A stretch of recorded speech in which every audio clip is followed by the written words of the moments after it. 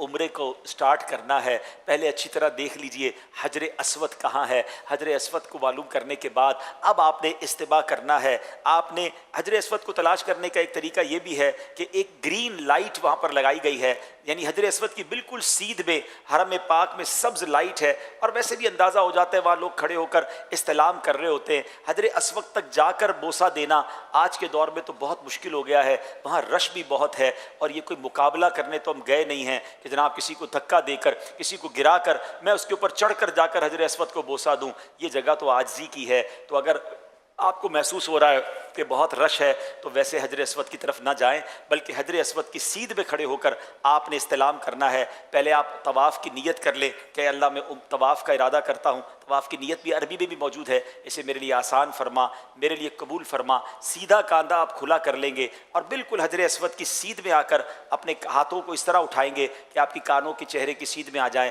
بسم اللہ والحمد للہ واللہ اکبر والصلاۃ والسلام علی رسول اللہ۔ آپ حجر اسود کی سیدھ میں کر کے اپنے ہاتھوں کو بوسہ دیں گے۔ جیسے ہی بوسہ دیں گے تھوڑا سا آپ رائٹ پر آئیں گے اور اب آپ ٹرن ہو جائیں گے۔ آپ کے بائیں طرف کعبہ ہونا چاہیے، لیفٹ ہینڈ کی طرف کعبہ ہو، اور اب آپ نے طواف شروع کرنا ہے۔ یاد رہے جو پہلے 3 چکر ہیں اس میں آپ نے رمل کرنا ہے۔ رمل کس کو کہتے ہیں؟ تھوڑا سا اکڑ کر چلنا۔ کچھ لوگ بڑا اچھل کود کر رہے ہوتے ہیں، ایسا نہیں کرنا ہے۔ آپ نے تھوڑا سا جس کو کہے کہ اپنے کاندھوں کو چوڑا کر کے تیز تیز چلنا ہے، اور اس میں آپ نے اپنے جو پنجے ہیں اس کے بل چلنا ہے۔ اور یہ اس زمانے میں جب کفار ہوا کرتے تھے تو مسلمان ان پر ایک روب ڈالنے کے لیے اس طرح کیا کرتے تھے۔ تو پہلے 3 چکر میں رمل ہے، یہ یاد رکھیے گا۔ وہ بھی مردوں کے لیے ہے، خواتین کے لیے نہیں ہے۔ اور اگر بہت رش ہے، آپ کو لگتا ہے میں رمل کروں گا اور لوگوں کو تکلیف ہوگی، ٹکر ہو جائے گی، تو پھر آپ نارمل چلیں گے۔ ہاں اگر رمل کرنے کے لیے آپ تھوڑا کعبے کے دور ہو جائیں نا، تھوڑا سا لانگ آپ چکر کر لیں، تو پھر آپ کا رمل بھی ہو جائے گا۔ تو اس سنت کو بھی ادا کریں۔ کچھ لوگ یہ بھول جاتے ہیں، 3 چکر رمل کرنے کے بعد وہ پھر کاندھا چھپا لیتے ہیں، تو ایسا نہیں ہے۔ چکر پہلے طواف کے 3 چکر میں رمل ہے، مگر جو استباء ہے یعنی کاندھا کھلا کرنا ہے، یہ 7 چکر میں آپ نے کھلا رکھنا ہے۔ تو ہر بار آپ جب حجر اسود پر پہنچیں گے پھر آپ نے جو ہے وہ استلام کرنا ہے، اپنے ہاتھوں کو چومنا ہے، اور پھر اس کے بعد آپ نے چکر کرنا ہے۔ استلام 8 ہوں گے اور چکر 7 ہوں گے۔ طواف کی تسبیح 7 رکھیں، کیونکہ بعض اوقات انسان چکر بھول جاتا ہے، تو طواف کی تسبیح ہوگی تو آپ کو چکر یاد رہیں گے۔ اگر کچھ وظائف باندھ لیں کہ میں نے پہلے چکر میں یہ پڑھنا ہے، دوسرے میں یہ پڑھنا ہے، اور اس کی عادت بن جائے گی، تو پھر آپ کو چکر بھولنا جو ہے وہ مشکل ہو جائے گا۔ اچھا، جیسے طواف کمپلیٹ ہوگا تو آپ نے سیدھا کاندھا پھر جو ہے، اب چونکہ نوافل پڑھنے تو آپ نے اس کو ڈھک لینا ہے۔ اچھا، اب نوافل جو پڑھنے ہیں اس میں یہ آپ نے ضرور دیکھنا ہوگا کہ کوئی مکروہ وقت تو نہیں ہے۔ اگر جب نماز نہیں پڑھ سکتے تو اس وقت آپ نوافل پھر نہ پڑھیں، آپ بعد میں پڑھ لیں گے، مگر یہ نوافل پڑھنے ضرور ہیں، ٹھیک ہے۔ مسجد الحرام میں موقع نہ ملے تو اپنے ہوٹل میں جا کر بھی پڑھ سکتے ہیں، مگر بہتر یہ کہ مسجد الحرام میں پڑھیں۔ مقام ابراہیم کے پاس جا کر ہی، اور جناب بہت قریب جا کر ہی لوگ پڑھنے کی کوشش کر رہے ہوتے ہیں، اور اس کے لیے بعض اوقات طواف بھی روک رہے ہوتے ہیں، ایسا نہیں کریں گے۔ وہاں بہت رش ہوتا ہے، آپ کو جہاں جگہ ملتی ہے آپ جو ہے وہ نماز طواف ادا کر لیں، اور جب نماز طواف ادا ہو گئی، 2 رکعت نفل آپ نے پڑھ لیا، تو اب ملتزم کی حاضری مستحب ہے۔ پہلے دعائیں کریں خوب۔ اب ملتزم کیا ہے؟ سبحان اللہ، کیسا پیارا مقام ہے کہ کعبے کے دروازے اور حجر اسود کے درمیان جو جگہ ہے، ایکچولی یہ 2-3 لوگوں کے کھڑے ہونے کی جگہ ہے، اور اگر وہاں موقع مل جائے سبحان اللہ تو خوب لپٹیں، اپنے جسم کو بھی ملیں۔ لیکن چونکہ وہاں لوگ اب عطر وغیرہ بہت لگاتے ہیں، تو بہتر یہ کہ ملتزم کی سیدھ میں کھڑے ہو کر دعائیں مانگ لیں، کیونکہ اگر وہاں خوشبو لگی اور ہم جا کر اس سے لپٹیں گے، ہو سکتا ہے ہمارے احرام پر بھی خوشبو لگ جائے، اور احرام میں تو خوشبو نہیں لگا سکتے۔ تو بہتر یہ کہ بعد میں جب آپ احرام وغیرہ سے فارغ ہو جائیں تو اپنے گھر کے لباس کے اندر پھر جا کے کوشش کریں، اگر ایسا ٹائم ہو اس میں بھی یہ دیکھنا ہوگا کسی کو دھکے نہیں دینے، کسی کو تکلیف نہیں دینی۔ اگر تکلیف دیے بغیر آپ ملتزم سے لپٹ سکتے ہیں تو سبحان اللہ، یہ تو نبی پاک علیہ الصلوۃ والسلام کا انداز ہے کہ آقا نے اپنے چہرے کو لگایا، صحابہ یہاں آنسو بہایا کرتے تھے، تو آپ نے وہاں پر خوب دعائیں کرنی ہیں۔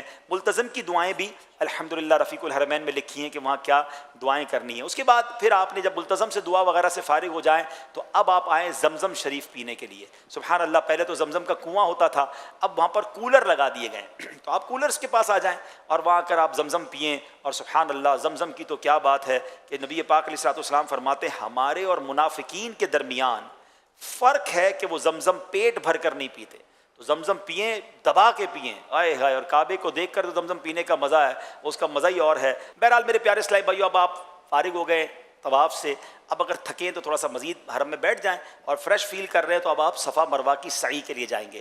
صفا کا بورڈ لگا ہوا ہوتا ہے سعی کا، وہاں چلے جائیں، صفا پہ کھڑے ہو کر سعی کی نیت کریں گے، نیت کتاب میں موجود ہے۔ اس کے بعد آپ نے وہاں پر دعائیں کرنی ہیں۔ بہتر یہ کہ 25 قرآن پاک کی آیات جتنی دیر میں تلاوت ہوتی ہے اتنی دیر دعائیں کریں، یہ خاص دعاؤں کی قبولیت کا وقت ہے۔ اب صفا سے مروہ جو ہے آپ نے سعی کرنی ہے۔ بہتر تو یہ ہے کہ اگر آپ کو موقع مل جائے کہ بیسمنٹ میں جہاں پرانی حدود اربع کے مطابق سعی ہے، اگر وہاں آپ کو موقع مل جائے تو وہاں جا کے سعی کریں تو وہ زیادہ ماشاءاللہ بہتر ہو جائے گا۔ صفا سے مروہ ایک چکر ہے، مروہ سے صفا دوسرا چکر ہے، پھر صفا سے مروہ تیسرا چکر ہے، مروہ سے صفا چوتھا چکر ہے، یعنی یہ 7 چکر پورے مروہ پر جا کر ہوں گے۔ شروع صفا سے ہوگا اور ختم کہاں ہوگا؟ مروہ پر۔ کچھ بیچارے حاجی سمجھتے ہیں کہ صفا سے شروع ہوا ہے تو واپس صفا پر آئیں گے تو ایک چکر پورا ہوگا، تو وہ 14 چکر کر لیتے ہیں، یعنی صفا سے مروہ، مروہ سے صفا کہتے ہیں اب ایک پورا ہوا، اب صفا سے مروہ، پھر مروہ سے صفا، تو 14 چکر میں بعض اوقات وہ تھک بھی بہت جاتے ہیں اور پھر گھبراتے بھی بہت ہیں۔ تو ایسا نہیں ہے، بہتر تو یہ کہ باوضو سعی کریں، لیکن بے وضو بھی سعی ہو سکتی ہے، بے وضو طواف نہیں ہو سکتا، یہ یاد رکھیے گا، ٹھیک ہے۔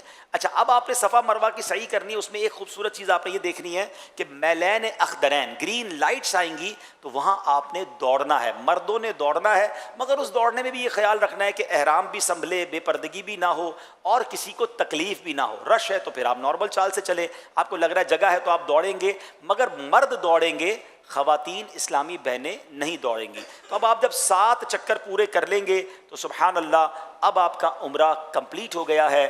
اب مرد جو ہے وہ حلق کریں گے، افضل یہ ہے کہ اپنے سر کے سارے بال منڈوا دیں، اس کے لیے نبی پاک علیہ الصلوۃ والسلام نے 3 بار دعا دی ہے، اور اگر قصر کرنا چاہتے ہیں تو اس میں احتیاط بہت ضروری ہے۔ مروہ پر ہی کچھ لوگ کینچی لے کے کھڑے ہوتے ہیں، ایک ادھر کٹ مارتے ہیں، ایک ادھر کٹ مارتے ہیں، کہتے ہیں آپ کا عمرہ ہو گیا، ایسا نہیں ہے۔